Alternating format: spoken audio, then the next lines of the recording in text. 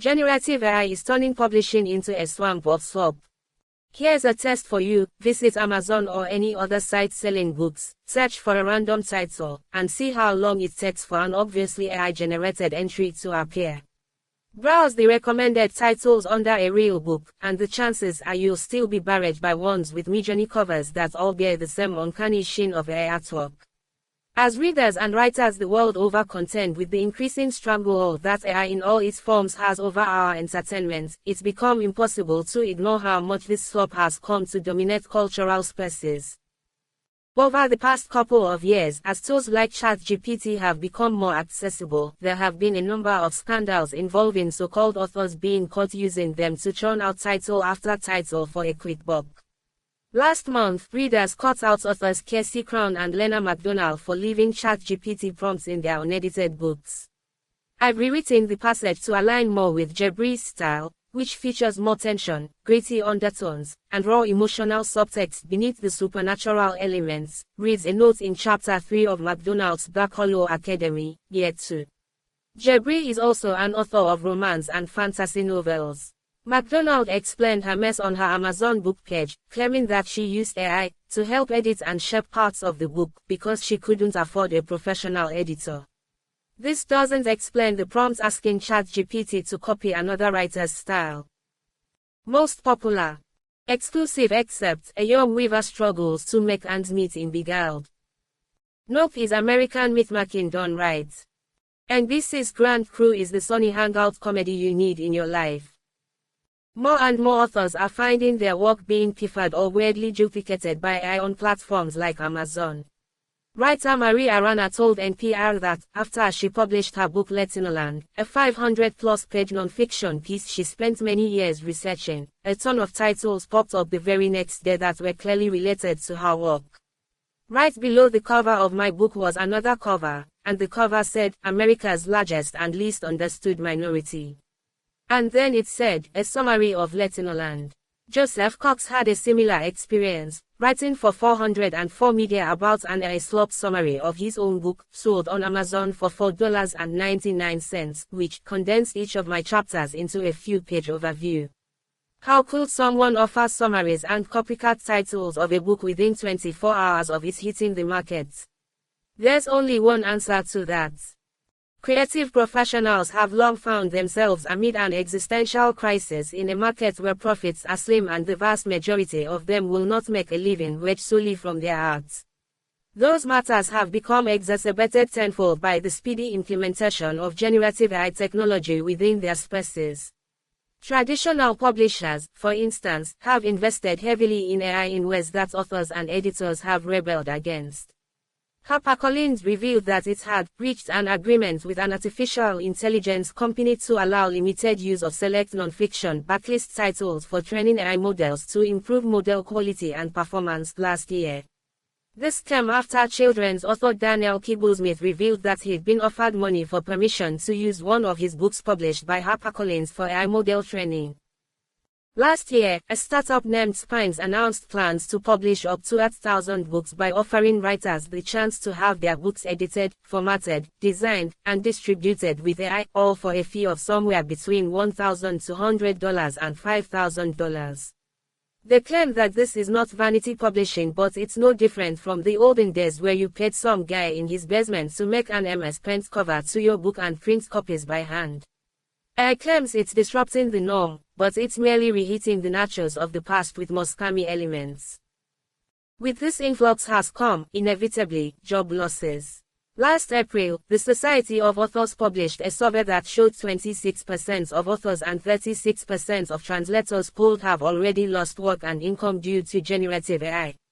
86% said they were concerned about their style, voice, and likeness being mimicked or reproduced in generative AI outputs. Related content. Yellowface is an addictive, uncomfortable evisceration of modern-day publishing.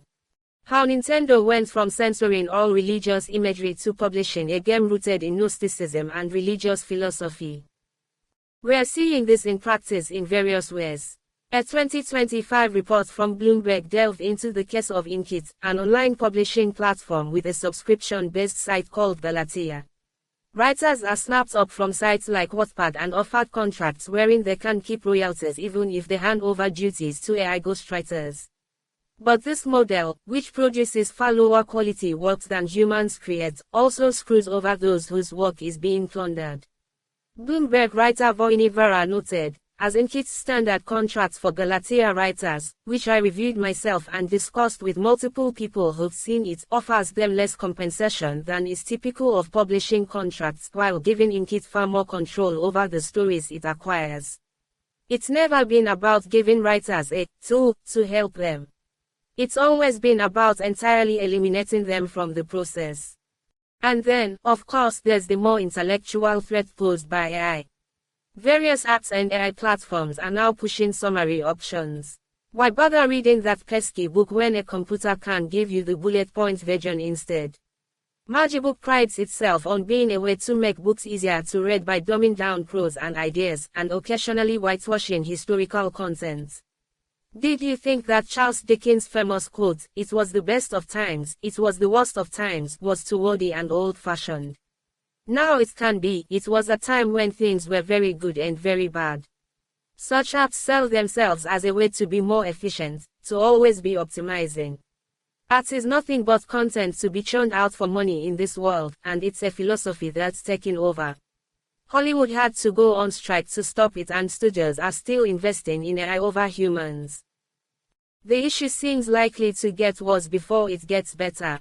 In the UK, artists across varying mediums, including literature, have decried the government's proposals to let artificial intelligence companies use copyright-protected work without permission. Publishers have openly embraced the technology in spite of outcry from authors and editors alike. An investigation by The Atlantic revealed that Meta may have accessed millions of pirated books and research papers through various platforms to train its AI system. A class action lawsuit is currently in place against Meta for this.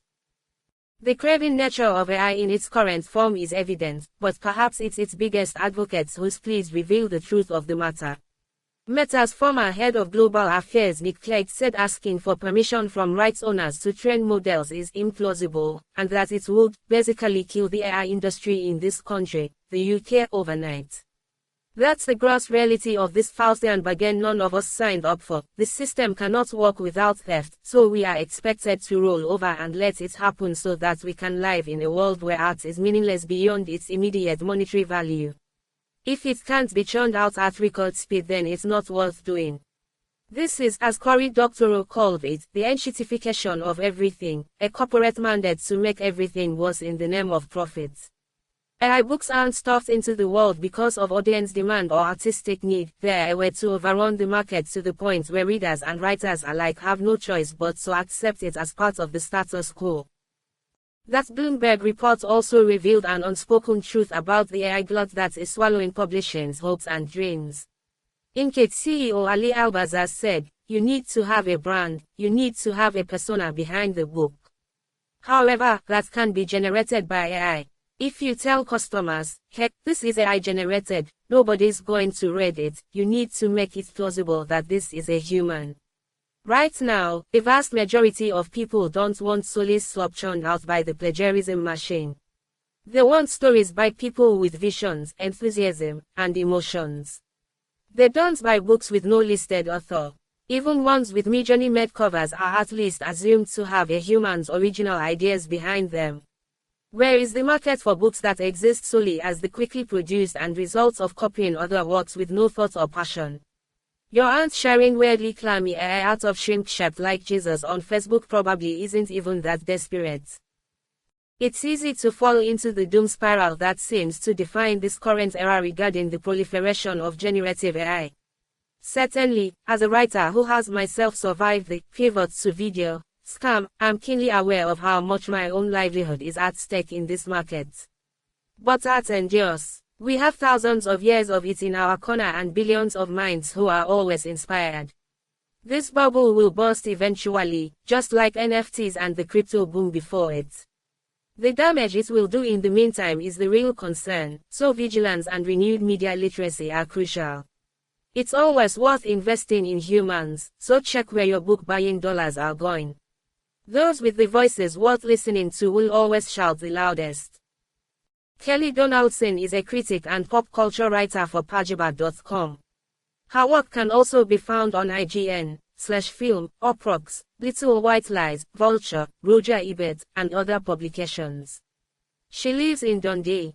More from Pest. Together Love, Fleetwood Mac at 50. 12 of the best movies about gaslighting.